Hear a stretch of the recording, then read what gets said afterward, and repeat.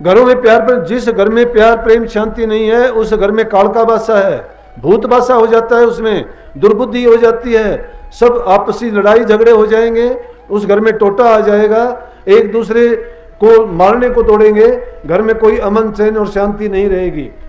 आप सभी को राधा स्वामी। आपने अक्सर देखा हुआ, हम घरों में कोई भी कार्य करते हैं तो हमें उसमें लाभ नहीं होता और हमारे घरों में टोटा आ जाता है, हमें पता नहीं चल पाता कि हमारे घरों में टोटा और हानि क्यों हुई है। तो चलिए, जो आज का सत्संग का विषय है उसे महाराज जी ने बताया कि हमारे घर में टोटा और धन की कमी आने का मुख्य कारण क्या है और हम इन सब से किस तरह निपट सकते हैं। साथ ही महाराज जी ने टोटा आने से बचने के लिए कुछ निवारण बताए हैं, कुछ उपाय बताए हैं। तो कृपया आप सत्संग में आकर तक बने रहिए और पुण्य के भागी अवश्य बनिए। राधा स्वामी। घरों में प्यार प्रेम, जिस घर में प्यार प्रेम शांति नहीं है उस घर में कालका बासा है, भूत बासा हो जाता है, उसमें दुर्बुद्धि हो जाती है, सब आपसी लड़ाई झगड़े हो जाएंगे, उस घर में टोटा आ जाएगा, एक दूसरे को मारने को तोड़ेंगे, घर में कोई अमन चैन और शांति नहीं रहेगी, छोटे बड़े की उस घर में लिहाज नहीं रहेगी। तो ऐसी जगह जब हो जाएगी तो यूं समझो कि उस घर में तो राक्षस रहते हैं। अगर देवताओं जैसा वास अपने घर में करना चाहते हो तो आपसी प्यार बढ़ाओ, बड़े छोटे की इज्जत कदर करो, सेवा करो, तुम्हारे मन को शांति मिलेगी। और शांत मन और खुश दिल जिसका होगा वही आदमी अपने काम में सफलता प्राप्त करेगा। अगर दुखी मन से तुम जहां कहीं भी जाओगे, अगर तुम्हें कोई प्यार से भी बोलेगा तो भी तुम उसके साथ अच्छे ढंग से बात नहीं कर पाओगे, क्योंकि जिस इंसान का दिल दुखी है तो वो बाहर कैसे अच्छा व्यवहार कर सकता है। तो जो घरों में हम जैसा करते हैं, देखते हैं और जैसा उस घर में माहौल बना लेते हैं, बाहर समाज में जाके भी हम वैसा ही करते हैं। ये वो चीजें हैं जिनकी आवश्यकता है, जिनके कारण हमारा जीवन अच्छा सच्चा बनता है। जिसके जीवन में प्यार नहीं है, जिसके जीवन में जबान में मिठास नहीं है, जो बड़े छोटे की कदर नहीं करता है, आपसी घर में मेलजोल नहीं है, भाई भाई का दुश्मन हो जाता है, सास ससुर की सेवा नहीं करते हो, बूढ़े माँ बाप को उसकी बात नहीं सुनते हो, जिनके कारण हमें जीवन मिला, जिन्होंने हमारा सब कुछ हमें पाल पोस के पैदा किया और फिर हम उन्हीं को दुत्कार देते हैं, उनकी बात तक नहीं पूछते, फिर हम क्या सोचते हैं कि हमारा अच्छा होगा। कभी भी जीवन में हमारा अच्छा नहीं हो सकता। अगर भक्ति के मार्ग में कामयाबी हासिल करना चाहते हो, जीते जी ये देखना चाहते हो कि जो संतों ने बात हमें बताई वो सत्य है, अरे ये ऐसा आनंद है जिसके कारण बड़े बड़े राजे महाराजाओं ने राजकाज छोड़ दिया, सब सुखों को उन्होंने ठोकर मार दी, घर अपने पुत्रों और रानियों से भरा हुआ त्याग दिया, जंगल की राह ले ली, दुख कष्ट सहे। क्यों सहे? कि उन्होंने जान लिया कि इस जीवन में अगर सुख है तो प्रभु के नाम की कमाई में सुख है, उसकी भक्ति में सुख है। ये दुनिया के सुख थोड़े समय के लिए सुख दिखाई देने वाले हैं, लेकिन वही सुख थोड़े दिन में दुख में परिवर्तित हो जाते हैं, क्योंकि उनमें सुख वाले गुण नहीं है, ना ही उनकी सुख देने की तासीर है। इसीलिए तो आपने देखा होगा कि भक्तों के कितने उनको कष्ट सहने पड़े, फटे हाल है, कपड़े की जरूरत नहीं, मस्ती है। किस चीज की मस्ती है? अरे जिनकी चाह गई चिंता मिटी, मनवा बेपरवाह, जिनको कछु न चाहिए वो शांत के साथ, जिनको कोई हाल मस्त, कोई माल मस्त, कोई अल मस्त, जुए में खुद मस्ती जब आई तो सब मस्ती डाल दी कुएं में। खुद मस्ती जब कब आती है? इंसान जब खुद के अंदर सिमट जाता है, जब ये अंदर में साक्षात्कार कर लेता है, अपने आत्मदेव को पहचान लेता है। अरे बाहर के देवताओं को मंदिरों में, मस्जिदों में, गुरुद्वारों में तो हम जाते हैं, कई मूर्तों को पूजते हैं, कभी जल चढ़ाते हो, कभी व्रत रखते हो, कभी यज्ञ हवन करते हो, लेकिन कभी अपने अंदर में बैठे हुए आत्मदेव को जानने का प्रयत्न किया? कहाँ से मिलेगा आत्मदेव? अभी ये शब्द जो गाया था उसमें कही थी कि तिनका तोड़ नो को मूंद। 9 दरवाजों को जब तक नहीं मूंदते और जब तक 3 गुणों के पार नहीं जाओ, तिनका तोड़ने का मतलब 3 गुणों से ऊपर लग जाओ, और 9 का मोड़ का मतलब है 9 दरवाजों में जो हमारी सूरत का बहाव है, उस सूरत को उन दरवाजों से रोक के अंदर में जहां हमारी रूह बैठी हुई है उस पर सारे मन की वृत्तियों को सिमटाव करके उस पर कंसंट्रेट जब करेंगे, उस पर ध्यान की जब एकाग्रता हमारी आ जाएगी और उसी ज्योति में अपने सब दोनों तरफ से बाएं और दाईं ओर की जो भी हमारी मन में उठने वाली तरंगे हैं उस जगह पर उनको एकाग्र करके जो जो ऊपर की तरफ चलते जाएंगे, मन के भरम निकलते चले जाएंगे और ये दुनिया के बंधन ढीले पड़ते चले जाएंगे। वो सच्चाई का रास्ता है। उस रास्ते पर जब चल पड़ेंगे तो हमें नूरी गुरु मिलेगा, जो हमारी आंखों के पीछे रास्ता जाता है ऊपर तरफ, अधर मंजिल पर जहां हमारा नूरी गुरु बैठा हुआ है। वो बुला रहा है हमें, उसके दरवाजे बंद नहीं हैं, लेकिन हमने उसकी तरफ जब पीठ कर ली है, उसको कभी भूले से भी हम याद नहीं करते हैं, तो कभी भी हम उसके पास नहीं जा सकते। उसकी रुकावट नहीं है। जब सतगुरु ने हमें नाम का भेद दे दिया, रास्ता बता दिया, अब कमी किसकी है? जब गुरु भी सूक्ष्म रूप में, जब हमें अंतर में किसी प्रकार की परेशानी होगी या रुकावट आएगी, तो नूरी गुरु हमें लेके और ऊपर तक लेके जाएगा, हमारे निज धाम में, जहां से हमारी रूह बिछड़ के आई थी, उस मंजिल पर हमें पहुंचा देगा। परंतु उसके लिए जरूरत है कि जहां हमारा ये भटका हुआ है, हम इन संसार के पदार्थों को जिनको अपना और सत्य माने बैठे हैं, इनमें ना तो वो हमारापन है कुछ, ना ही हमें वो सुख दे सकते हैं और ना ही हमारे साथ जा सकते हैं। साथ जाने वाली चीज है हमारे नाम, जो हम कमाई करेंगे वो, या सतगुरु। सतगुरु से अगर हमने पीठ दे दी, उनको भूलने से कभी याद नहीं करते हैं। सतगुरु के वचन को जब कभी भी तुम्हें ऐसी जरूरत पड़े तो आजमा के देखना कि कदम कदम पर सतगुरु हाजिर नाजिर होकर हमारे काम करते हैं। लेकिन हम क्या करते हैं कि जब दुख पड़ता है तो सतगुरु याद आता है, फिर सबको याद करते हैं। जब तक दुख नहीं आता तब तक ना हमें गुरु याद है ना नाम याद है। हम तो खुद ही खुद हो जाते हैं सब कुछ, कि जो कुछ होता है वो मैंने किया। क्योंकि मैं मेरी का जो दुनिया में रोग का फैलाव है, कि इंसान सोचता है ये चीजें मेरी हैं, उन पर मेरी जमाई हुई है, या सोचता है कि जो मैं करता हूं मैं ही करता हूं।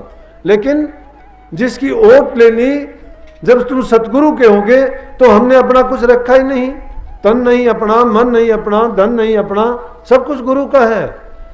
अरे जब गुरु का है तो हमें अधिकार क्या है कि कुछ कहने का? गुरु की मर्जी हमने कभी परखी नहीं, तो सूरत हमारे अंदर में कैसे चलेगी?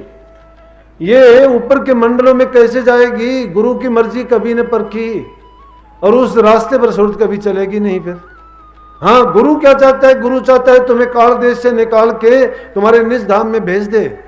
वो कदम कदम पर साथ देने के लिए तैयार है। लेकिन हम क्या करते हैं कि हम गुरु से तो हाथ छुटाते हैं और संसार को हाथ पकड़ा देते हैं, गुरु को पीठ देते हैं, संसार के सन्मुख रहते हैं। जब तक गुरु के सन्मुख हम नहीं हो जाते और संसार को पीठ नहीं दे देते।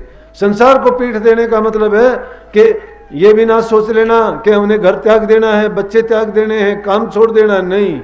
अगर इन चीजों से हम भागेंगे तो हम दुनिया के कर्जदार बन के रह जाएंगे। जिनका हमने कर्जा लिया है उनका कर्जा पूरा करना है। अगर हम परिवार वाले हैं, बाप का कर्जा होगा तो बाप लेगा, माँ का कर्जा है उसको देना होगा, बहन का देना है, पत्नी का देना है, जो बच्चे पैदा किए हैं उनका देना, उनकी नैतिकता की नैतिक जिम्मेवारी है हमारी। अगर हम अपने फर्ज से, हमारे काम से भागेंगे तो ये ना सोचना उस काम से भागने के बाद में अपना काम पूरा कर देंगे। संत गृहस्थ में रहे हैं, गृहस्थ में आए हैं और गृहस्थ में ही रह के जीवों के कल्याण का उन्होंने रास्ता बताया है। गृहस्थ में रहते हुए ही हम अपनी सारे कामों को पूरा कर सकते हैं। नहीं तो जो कर्ज उतारने के लिए आए थे दुनिया में, और कर्ज जो सिर पर चढ़ा के चले जाएंगे, ना यहाँ के रहे ना वहां के रहे, और ज्यादा भार लदा के गए दुनिया से। अगर वो कर्म का भार उतारना चाहते हो, इसीलिए सत्संग हमें ज्ञान देता है, उस सत्संग के अनुसार काम करते चलो, जीवन बदलता चला जाएगा। लेकिन दुख की बात यह है कि जब भी देखते हैं कि बातें तो बहुत वैसी दिखाई देती हैं, भेष भी गुरु जैसा बनाने की कोशिश करते हो, ये भी दिखाने की कोशिश करते हो कि मैं संत मत का हूं, मैंने नाम ले रखा है, जबान से कुछ कहते हो, मन में कुछ है ही नहीं। अरे जब तक तुम्हारा मन नाम में नहीं रंगा जाता, जब तक तुम्हारे ख्याल विचार तुम्हारे पवित्र नहीं होते, जब तक तुम्हारे संस्कार और चिंतन तुम्हारा शुद्ध नहीं है, तो तुम्हारा जीवन कभी भी अच्छा सच्चा नहीं हो सकता। जो तुम्हारे दिल में है वो जबान से बाहर आ जाएगा। जबान से नाम बोलोगे तो चेहरा तुम्हारा बता देगा। नाम की कमाई करोगे, चाहे तुम पाताल में बैठ के कर लो, आकाश में प्रकट होके बोलेगी। वो ताकत है, गुप्त ताकत, वो प्रकट हो जाती है, छिपाने से छिपती नहीं है। इसलिए उस ताकत को कैसे तुम तो चाहते हो बातों से प्राप्त करना, किताबों में ढूंढना, बातों को सीख के करना, बातों के सीखने से नहीं होगा। जो बातों से शिक्षा दी गई है उसके अनुसार अपने जीवन को ढालने से होगा। लेकिन अगर हमारी तो थोड़ी बहुत भी गढ़ाई होती है, गुरु थोड़ा बहुत हमें सख्त बोलते हैं, थोड़ा गरम नरम बोलते हैं, किस लिए? हमारा सुधार करने के लिए, हमारा जीवन बनाने के लिए। और उन बातों को भी बर्दाश्त नहीं करते, उन बातों को भी दिल में लगा के हम सोचते हैं कि गुरु ने तो मेरी बेइज्जती की है, मेरा बुरा किया है। ये नहीं है, गुरु ना किसी का बुरा करता है। कबीर गुरु सबको चहे, गुरु को चहे न कोई। कबीर साहब कहते हैं गुरु तो सबको चाहता है, वो तो चाहता है सबका कल्याण हो जाए, लेकिन क्या कल्याण करवाते हैं क्या? ये दुनिया स्वार्थ की भूखी है। जब तक उनका स्वार्थ पूरा होता है गुरु भी अच्छा लगता है, सत्संग भी अच्छा लगता है। दिखाई देंगे कुछ दिन, सत्संगों में आएंगे, बड़े यूं भी करते दिखाई देंगे कि भाई ये तो बहुत अच्छा सत्संगी है, दो चार इधर उधर की बात भी सीख लेंगे, वाणी भी बोलेंगे, लेकिन कुछ दिन के बाद में देखोगे वही दारू का अद्धा हाथ में मिलेगा, या बीड़ी पीते मिलेंगे। वो कहेंगे कि मैं तो पीऊंगा। वो फिर क्यों, किस लिए? कि गुरु को दिखाने के लिए कि देख ले मैंने फिर शुरू कर दिया। गुरु का क्या बिगड़ता है उसकी तरफ से? चाहे तू पूरा का पूरा ठेका खोल ले, तेरा अपना नुकसान है उसमें।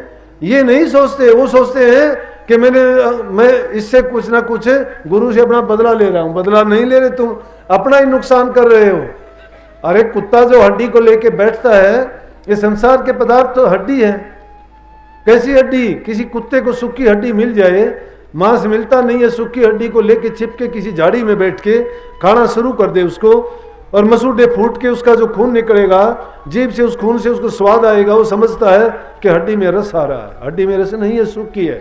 दांत और मसूड़े उसके फूटे हैं, उन्हीं से खून आ रहा है, उसी का पान करके खुश होता है कि हड्डी से मजा आ रहा है। हड्डी से नहीं। इंसान भी अपने आप को खा के, अपने आप को उस हड्डी की तरह से चूस के सोचता है कि मुझे इसमें आनंद आता। आनंद नहीं है, उसकी बर्बादी है। इसलिए जो अच्छे रास्ते पर चलना चाहते हैं बाधा नहीं बढ़ो। मैं एक मेरी छोटी सी घटना बताऊंगा, याद आ जाती है कभी कभी कि बर्दाश्त करनी चाहिए। गुरु कभी बुरा नहीं करता। मैं कहता था ना कि एक तरफ से कहते हो कि हमने सब कुछ गुरु को अर्पण कर दिया, और गुरु को अर्पण कर दिया तो फिर हमें क्या अधिकार रह गया कि मन में बुरा ख्याल उठाएं, क्योंकि मन हमारा नहीं है। अपने धन से मनमर्जी का काम करें। क्यों करें मनमर्जी का काम? गुरु से पूछ के करें। हम शायद हो सकता है दान भी नहीं करना चाहिए अपनी मर्जी से। अपनी मर्जी से दान कर दिया, कुपात्र को कर दोगे, पुण्य होने की बजाय वो पाप में बदल जाएगा। तुम्हें उसके बदले में, अच्छाई के बदले बुराई मिल जाएगी। तुमने पैसा दिया किसी अच्छे काम के लिए कि रोटी खा लेगा, ये कर लेगा, अगर वो आदमी बुरी नीति का है और उस पैसे से उसने अगर 4 अंडे लेके खाए, मुर्गा या बकरे का मांस खाया जाके, तो उसने पाप कमाया है। उसका पाप का भागी कौन है? उसके पास पैसे नहीं होते, कहां से खाता? तो पैसे देने वाला पापी हो गया। इसलिए वो धन बुरे रास्ते पे लगा तो उसका बुरा परिणाम और बुरा नतीजा देने वाले को ही मिलेगा।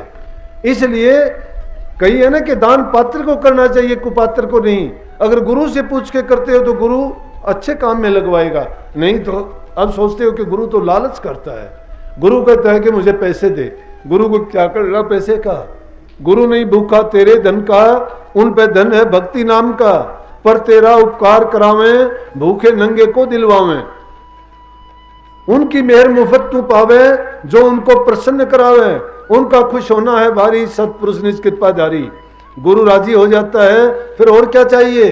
अरे अगर हमारा पिता हम पर खुश हो जाता है तो सब कुछ न्यौछावर कर देगा। गुरु जिस चीज पर खुश हो जाएगा उसको सर्वस्व सौंप देगा। लेकिन गुरु को खुश करना चाहिए। गुरु किस चीज से खुश होगा? गुरु की भक्ति करने से। गुरु की भक्ति क्या है? गुरु कहता है वो काम करने से। गुरु करता है उसकी देख के नकल ना करो कि गुरु ये करता है तो मैं वो करूं।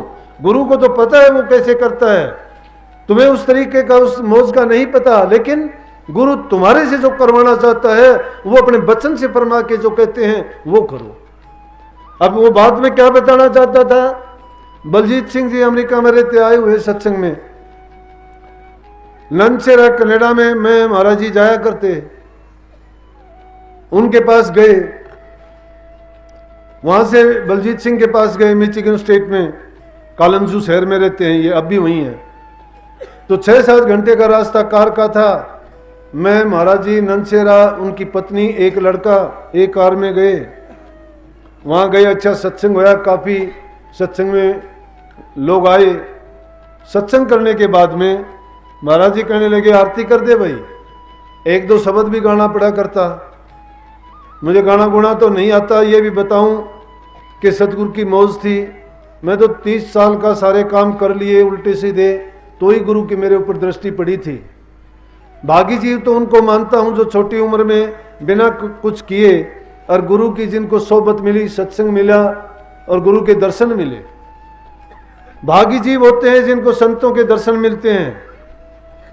उनसे भी भागी होते हैं जिनको सत्संग मिलता है, और उनसे भी बहुत नेक कर्म करके आते हैं जिनको नामदान की बख्शिश होती है। लेकिन वो आदमी भागहीन होते हैं जिनको सब कुछ मिलने के बाद भी वो वंचित रह जाते हैं। 1-2 शब्द गाया पहले, उसके बाद महाराज जी ने सत्संग किया। उसके सत्संग करने के बाद कहने लगे, भाई आरती कर दे। ठीक है जी। मैं आरती करने लगा। मैंने सोचे, काफी गला सा खराब था, क्योंकि एक तो वहां का मौसम बदल जाता है, फिर गाना बजाना, खाना पीना भी सब कुछ ऐसा हो जाता था। अकेला गाता तो गला भी खराब हो जाया करता। मैं आरती जब करने लगा तो मैंने सोचा कि आरती जैसे वो हम 2 लाइन बोलने के बाद पहली लाइन बोल देते हैं ना, फिर टेक पर बार बार, मैं वो बार बार ना बोल के मैंने सोचा सीधी बोल दे। मैंने सीधी कैसे बोल दी कि आरती आगे राधा स्वामी की कीजे, बिमल प्रकाश अमीरस पीजे, चितकर चंदन हितकर माला, आन चढ़ाऊं स्वामी दीन दयाला, गगन का थाल सूरत की बाती, शब्द की ज्योत जगह दिन राती, सहस कमल दल घंटा बाजे, बंक नाल धुनि शंख सुनेजे, ओंकार धुन तिरकुटी बाजे, शून्य शिखर अक्षर धुन गाजे, भवन गुफा डिंग सोहंग बासा, सतलोक सतनाम निवासा, दास आपकी आरती गाँव चरण कमल में बासा पाऊं। मैंने यह बस जल्दी के लिए और सोचा कि मैं थोड़ा, तेरा गला भी ज़्यादा खराब है, जल्दी पीछा छूट जाएगा। क्यों मैं भी सही में बताऊं कि ये सोच के ही नहीं जब आया था, बहुत दिन तक मुझे भी नहीं पता था। गुरु की कदर नहीं, प्यार के बंधन में था। मैं गुरु से प्यार करता था, बहुत प्यार करते थे मेरे से, लेकिन मुझे क्या पता था कि वो प्यार एक ऐसा अटूट बंधन हो जाएगा जो मुझे किसी और ही रास्ते पर लेके जाएगा। वो नकल करते करते असल होगी। कैसे कि एक भेड़ चराने वाला जंगल में जाया करता, और आसपास में जब हाड़ी लोग अपने खेतों में हल चला रहे होते हैं, वो थोड़ा सा शरारती था। उसने सोचा कि इनका सबका मजाक उड़ाऊं। एक पेड़ पे चढ़ के जोर जोर से आवाज लगाने लगा, आना रे आना, भेड़िया आ गया, मुझे खाएगा खाएगा। सब के सब लठ ले लेके भागे। जाके उसके पास बोले, कहाँ है? वो हंसने लग गया, बोला मैंने तो मजाक किया था। तो उनको दुख आया, अपना काम छोड़ के भागे थे, मदद करने के लिए आए थे। उनने सोचे दुख तकलीफ में होगा कि भाई कभी इस बच्चे को खा ना जाए। तो उस दिन तो वो चले गए, लेकिन अगले कुछ दिन के बाद में कि भेड़िया सचमुच में आ गया। तो कहाँ का पेड़ पे चढ़ना था, सचमुच में जब भेड़िया आ गया तो उसने आवाज लगानी शुरू कर दी, बोला अरे आइयो आइयो बचाना, मुझे भेड़िया आ गया, मुझे खाएगा। कोई नहीं आया। वो भेड़िया उसके ऊपर पड़ा टूट के, और उसको मारा तो नहीं, घायल कर दिया। लोग आए, फिर कहने लगे आप लोग आए नहीं मुझे बचाने के लिए। बोला भाई एक बार जो झूठ बोल देता उसका यकीन तो नहीं रहता ना फिर, इसलिए जो आदमी अगर झूठ बोल देता है तो उसका फिर यकीन नहीं रहता। चलो जो बात थी, मैंने वो आरती करी। आरती करते ही और बहुत गुस्से हो, इतने गुस्से हो गए, बोले कि वाणी का कत्ल कर दिया, तू गंदा है, तू बेकार आदमी है, तुझे ये नहीं आता, तुझे वो नहीं आता। मैं चुप, क्या बोलूं। 15,000 किलोमीटर दूर बैठे, अगर यहां वहां होता तो हो सकता घर भी भाग जाता। अब कहीं जाने की भी गुंजाइश नहीं, रेल नहीं मिले, ट्रक बस में पड़ के आ जाता नहीं, और बहुत दूसरे साधन किसी ले, वहां तो हवाई जहाज के सिवाय दूसरा रास्ता नहीं। चुपचाप सुन लिया। लेकिन जब मुसीबत आती है, इंसान जब चिंतन करता है उसको रास्ता मिलता है। सत्संग को पूरा सुनने के लिए बहुत बहुत धन्यवाद। हम आशा करते हैं आपने सत्संग को बड़ा ही ध्यान से सुना होगा। कृपया घर में अगर आपका टोटा आ गया है तो आप गुरु जी की इन बातों को अपने जीवन में अवश्य अपनाइए, ताकि आपके घर का टोटा खत्म हो सके। और अगर आपको सत्संग अच्छा लगा तो कमेंट में राधा स्वामी अवश्य लिखिए ताकि आपको पुण्य मिल सके। राधा स्वामी।